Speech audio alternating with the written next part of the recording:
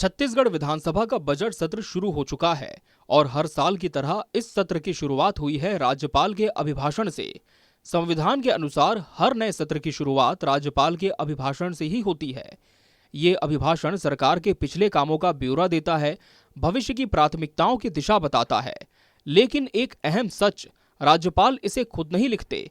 ये अभिभाषण पूरी तरह से सरकार द्वारा तैयार किया गया डॉक्यूमेंट होता है। इसलिए उपलब्धियों की भाषा सरकार की होती है और चुप्पी भी सरकार की ही होती है। लेकिन सवाल ये है, क्या ये अभिभाषण सिर्फ एक औपचारिक परंपरा है या फिर सरकार के कामकाज का आईना? आज दी फोर्थ आई न्यूज पर हम बात करेंगे राज्यपाल रमेन डेका के पहले दिन दिए गए अभिभाषण की।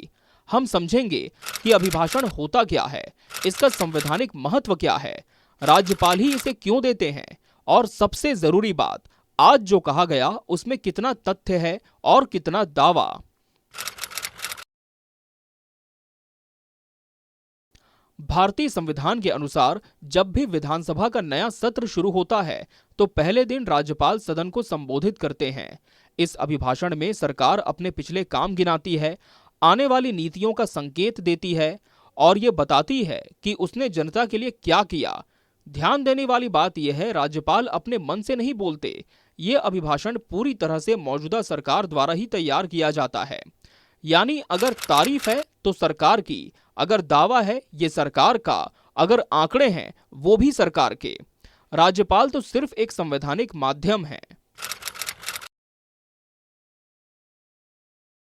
अब आपके मन में यह सवाल जरूर आएगा कि आखिर अभिभाषण राज्यपाल ही क्यों देते हैं?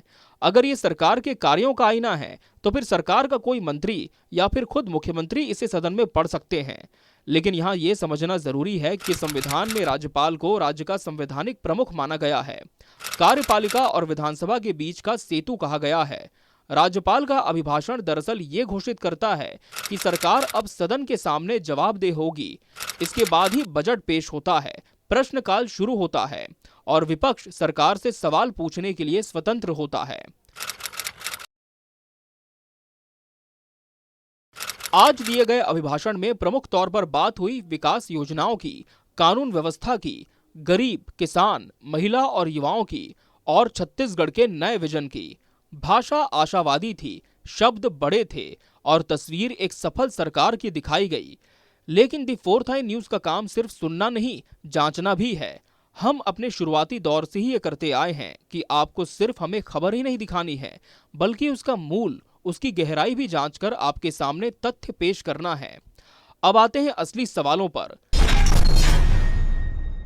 सवाल नंबर 1, क्या ये नए वादे हैं? अभिभाषण में जिन योजनाओं का जिक्र हुआ उनमें से ज्यादातर पहले से चल रही योजनाएं हैं या चुनावी घोषणाओं की पुनरावृत्ति, यानी नई घोषणा कम, पुरानी स्कीम का नया पैक ज्यादा। सवाल नंबर 2, जमीनी हकीकत का जिक्र क्यों नहीं?